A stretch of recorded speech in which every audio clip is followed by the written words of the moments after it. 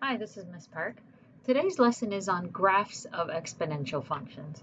So I'm looking at a page that actually came from Unit 1B. This is the page with all the parents, right, with all the parent functions. There was one that we said we were going to do later, and that's this one. So I'm just going to work out this one with you now. So this is the graph of f of x equals 2 to the x. I'd like you to find what this graph looks like. I'm going to give you a table of values. So let's start with x is -3, -2, -1, 0, 1, 2, 3, and 4. Okay, and let's figure out what the y's is. So I'll just remind you that y is 2 to the exponent x. So 2 to the exponent -3 is 1 over 2 to the exponent +3. So this is 1 over 8. And 2 to the -2 is 1 over 4. 2 to the -1 is just 1 over 2, so that's 1 over 2. 2 to the exponent 0, right? Anything to the exponent 0 we said is 1. 2 to the 1 is 2. 2 to the 2 is 4. 2 to the 3 is 8. 2 to the 4 is 16. So now let's plot these points on the graph so you can see it's kind of small. So do your best. So there's my 0. I'm going to go, here's 1/8, 1/4, 1/2, 1. A little hard to do because it's very small. And then we'll have the point 1, 2. We'll have the point 2, 4, 3, 8. And 4 will go all the way up to 16. Okay, so here we have it. Now what happens as this is rising here is that it's going to rise faster and faster and faster. In this case, we're always doubling. So when we double the numbers, they get big very quickly, 32, 64, okay? What's happening on the other side is that these numbers are actually smaller and smaller, and they're going to approach 0. So working in this direction, I am dividing by 2 each time, dividing by 2, dividing by 2, dividing by 2, making my numbers smaller, smaller, smaller, smaller, getting closer and closer to 0. However, they will never actually reach 0 because I can never have a number that when I divide it in 2, my answer is 0. So I'll get very close, but I won't ever hit 0. So what do we call such a value or such a line? We've seen that before. We call it an asymptote. So there is an asymptote at y equals 0. So this is, let me graph this, y equals 2 to the x, okay? Notice that you'll also never have a negative number because there's no way to take one of these numbers, divide it in half, and the answer is negative because we're starting with them all being positive. So y equals 0 is your asymptote. So in the column for special features and symmetry, there is an asymptote. Y equals 0 for the parent. Okay, domain and range in the next two columns. So the domain is the set of all x's such that, what can we say? What values of x can we have here? We can have all of them. This is going to go forever from side to side. So the set of all x's such that x is an element of the real numbers. And the range is the set of all y's such that, so let's have a look. So there's nothing below the asymptote. Everything's above the asymptote, but y can never equal 0. So y is greater than 0, not greater than or equal to, just greater than, and y is an element of the real numbers. Okay, so there's your parent function. So you can go back to your booklet from that previous unit and fill in your parent function. Okay, then what else do we do with parent functions? So with parent functions, we apply transformations. We know this. So these are the transformations, same as last time, same as last unit, okay? And so the difference is when we have exponential functions, we need to recognize that every exponential function has a base. So for this one here, the base is 5. The 5 does not indicate any transformations. That's just the base. And transformations will be things that go around that power. So this one is just a base. This is just a parent. This is a parent. This is also a parent. Nothing's happening here. But this one here, the parent is 2 to the x, and there is a transformation. So what's the transformation? We see that there's a negative sign before the x. So what do we call that? When there's a negative and it's affecting the x's, what kind of transformation is that? Right? So that is a reflection. But what kind of reflection? Well, it's affecting the x, so it's a horizontal reflection. All right, and you'd work this through the exact same way that we did with the other parents, exactly the same thing. How about this one? This parent is still 2 to the x, but there is a vertical reflection.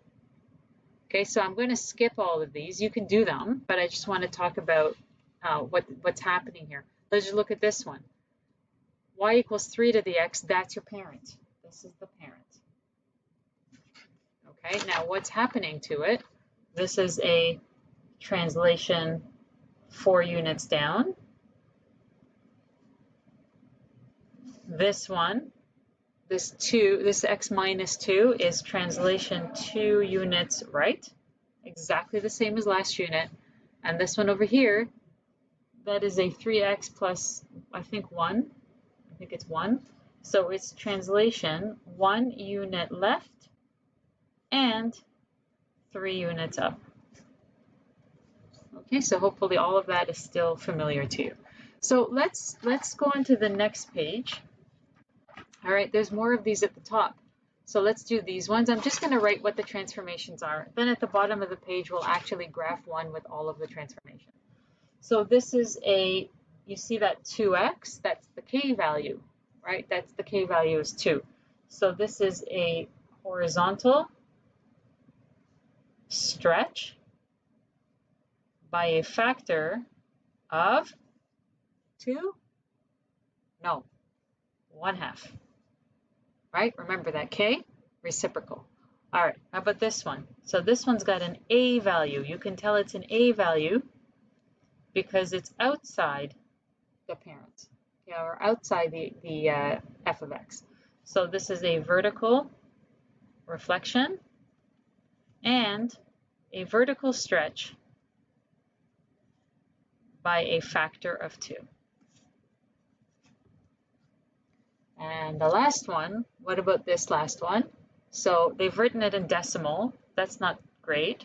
Let's rewrite it with fraction. Okay, and so now we can see that that's again the k. This is the k. K equals -1/2. So that is a horizontal reflection. And it's a horizontal stretch by a factor of 2. Okay, remember that's what happens with the k. All right, so let's do one with graphing and with the whole thing. Okay, so here we have a function that's got a whole bunch of a, k, p's, and q's into it. All right, so first of all, let's write the parent. Let's write what the parent is. Look for what's the base that has the exponents, and I see the base is 2. So the parent is y equals 2 to the x. That's the parent. So it's the one we just graphed at the beginning of the video. So your a is whatever's outside, so that's -1. So, and your k has already been factored for you. That's convenient. So k is equal to 2. Remember, if it wasn't factored, you'd have to factor it out. P is 3 and q is 5. So I have a vertical reflection.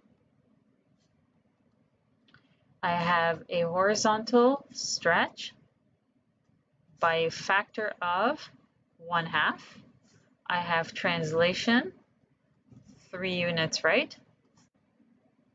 And I have translation 5 units up. Okay, now I'm going to write my mapping rule. So xy becomes, so let's look at what's happening to the x's, what's happening to the y's. So for the x's, we're stretching by a factor of 1/2, so every x is times 1/2. And then we're translating 3 units right. So adding 3.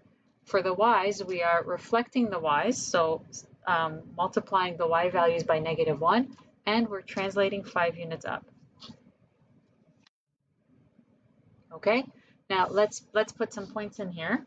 So let's go -2. Well, I mean, you can pick. You're going to have some fractions here. So -2, 1/2, -1. -2, 1/4. So from my table of values, I should be looking at these. Okay, I should be looking at these, and then -1, 1/2, 0, 1, and 1, 2, and 2, 4, and we're going to transform all of these points. Now, if the numbers get messy, feel free to use decimals. Okay, so let me do that. If you need to fast forward this point, you can. I'm just going to work on it. So this is -1 plus 3, which is 2, and this is -1/4 plus 5. So I'm just going to use decimals. 4.75. This is -1, so that's -0.5 plus 3, so that's 2.5, and -0.5 plus 5 is 4.5. 0 plus 3 is 3, -1 plus 5 is 4. 1 times 1/2 is 0.5 plus 3 is 3.5. -2 plus 5 is 3, and 2 times 1/2 is 1, plus 3 is 4, and then -4 plus 5 is 1. All right, those are my new points. And don't forget, what else is going to happen? I'm going to have an asymptote that moves. All right, there's only one asymptote here, not a vertical and a horizontal. There's just a horizontal, but it's also going to move. Where's it going to go? Well, it used to be at y = 0, but it's going 5 units up. So my new asymptote will be at y = 5. All right, so let me graph this. So I have a point 2, 4.75. So 2, 4.75, approximately there. 2.5, 4.5, there, approximately. 3, 4, there. 3.53, 3.53, and 4, 1. Okay, so I see I have some kind of curve, but where does this curve go? Right, hard to know. So this is where drawing the asymptote now is a good idea, because now, so my asymptote is at y = 5, and that gives me a frame of reference for where my points are supposed to go. So that means that along the asymptote, my points go there, and then this way they just go down forever. I'm not sure where they're going to end up, but that will be something that will be close to what it looks like. I'm gonna label it.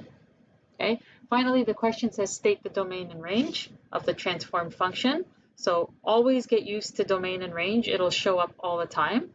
The domain does not change. It's all x values, and the range is a set of all y's such that y is less than 5 and y is an element of the real numbers. Okay, lots of good practice in the textbook. Thank you.